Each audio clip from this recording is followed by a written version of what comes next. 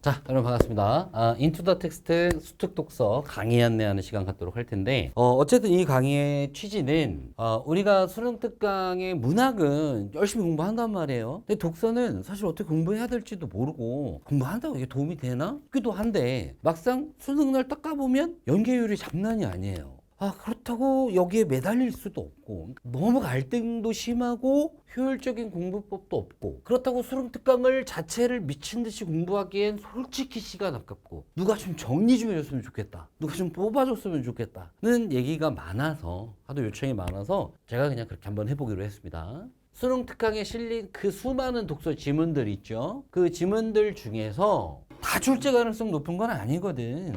출제 가능성이 있는 게 있어요. 근데 여기서의 출제 가능성이라는 건 전 그걸 염두에 둔 겁니다. 어차피 쉬워서 출제가 돼도 상관없는 건 굳이 공부할 필요 없잖아요. 설령 우리가 공부한 게 나온다고 하더라도 여러분 안 읽을 거 아니야. 어차피 읽을 거잖아. 근데 EBS에 실렸는데 너무 쉬워. 알 필요가 없어. 그럼 빼야지. 여기서의 출제 가능성이라는 건 조건이 있는 거야. 어렵게 출제될 가능성이 있는, 어려운 거랑 가능성을 모두 만족하는 것을 선별해야 된다. 그래서 그 지문의 핵심, 크게 두 가지라고 생각하시면 될 것 같아요. 개념이나 기본적인 원리 이해하셔야죠. 다음 두 번째, 주장의 논증의 방식, 이런 것들을 이해하고 있어야 돼요. 지문에서 제시된 것을. 근데 연계되는 것에 대해서 얘기를 좀 많이 들어보신 학생들은 이미 알고 있겠지만 그대로 안 나와요. 바꿉니다. 근데 바꿀 때 중요한 건 뭔가가 더 추가돼. 그러니까 뭐가 추가될지도 대충 알고 가면 확실히 수능날 읽기가 편하겠죠.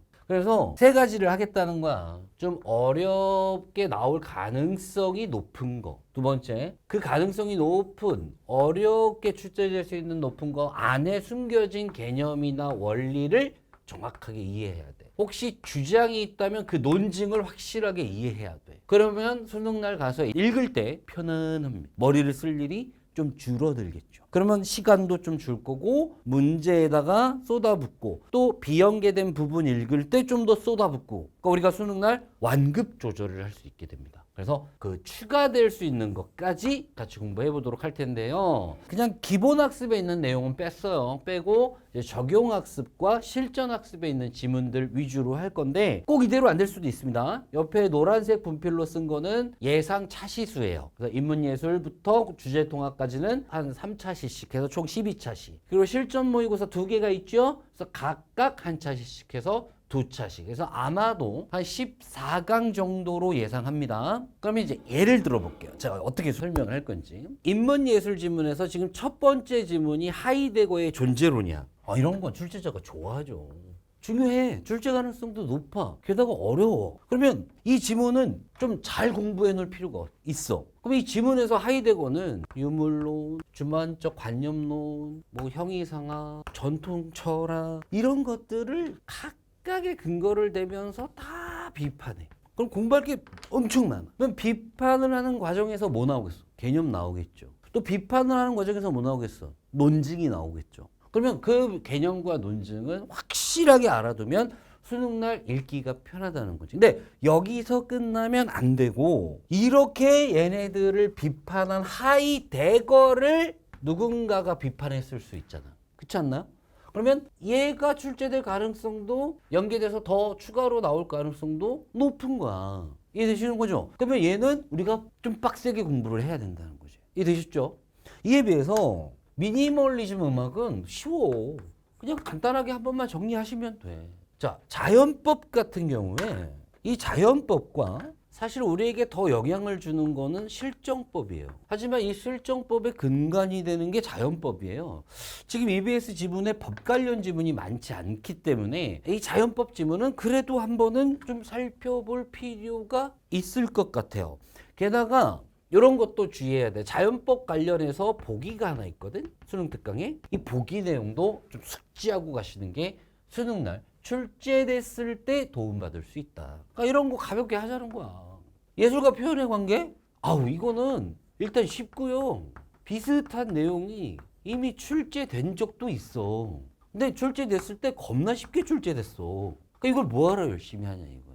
그럼 이런 식으로 따졌을 때 우리가 주목해야 될 지문은 이제 이 지문. 아리스토텔레스의 비극론, 종차별주의와 종중첩 논쟁 이런 것들이 비중이 있어질 수밖에 없다. 아리스토텔레스의 비극론은 어떤 점에서 중요할 거냐?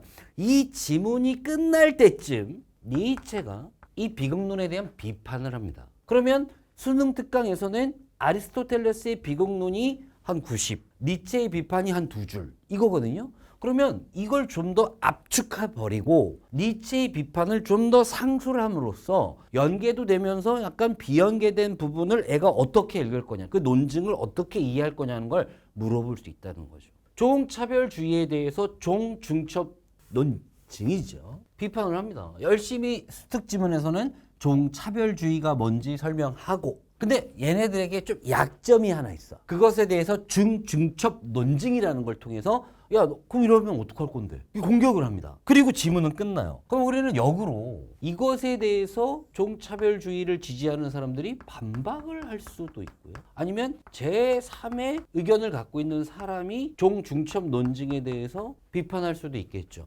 1차적으로는 종차별주의와 얘가 뭔지 이해해야 돼. 그리고 종중첩 논증이 얘를 어떤 식으로 비판하는지 그 논증도 이해해야 돼. 하지만 여기에 뭐가 플러스 돼야 된다? 반박은 어떻게 할 거냐? 또 혹시 이거에 대한 비판은 없느냐? 또는 이거에 대한 종중첩 논증 말고 다른 비판은 없느냐? 이런 것들을 같이 얘기를 해보면 만약에 나왔을 때 여러분의 이해도가 그냥 맞닥뜨렸을 때보다 훨씬 높아질 수 있겠죠. 뭔 말인지 이해되셨죠? 그러면 이걸 당신은 어떻게 수업을 할 거요? 이렇게 물어볼 수 있는데 제일 좋은 건 사실 수능 특강 책 갖고 수업하는 게 제일 좋아요. 근데 그게 저작권상 안 되는 걸로 제가 알고 있어요. 그래서 수능 특강 책은 여러분이 그냥 예습 삼아 먼저 한번 보시고 저는 이제 PPT 띄워놓고 설명을 할 겁니다. 지문을 PPT로 띄워놓는 것이 아니라 지문의 핵심만 요약한 걸 PPT로 띄울 거예요. 그래서 설명하고 이제 판서로 제가 추가로 얘기하고 싶은 것들을 쭉 말씀드릴 겁니다. 그럼 여러분 그냥 정리하는 기분으로 판서된 내용을 따라오시면 될 것 같고, 판서로도 안 될 것 같다 그러면은 그냥 프린트 제공할 거예요. 그래서